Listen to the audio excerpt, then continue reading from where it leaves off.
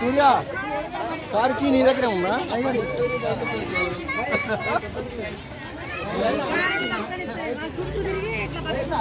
అందుకే ఇంటింటికి ఇచ్చామమ్మా. ఇంటికి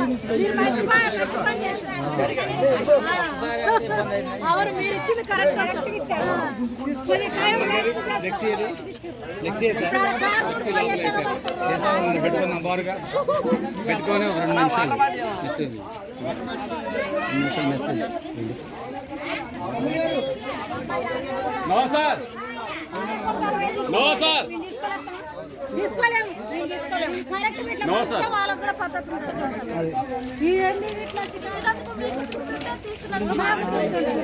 ఏందమ్మా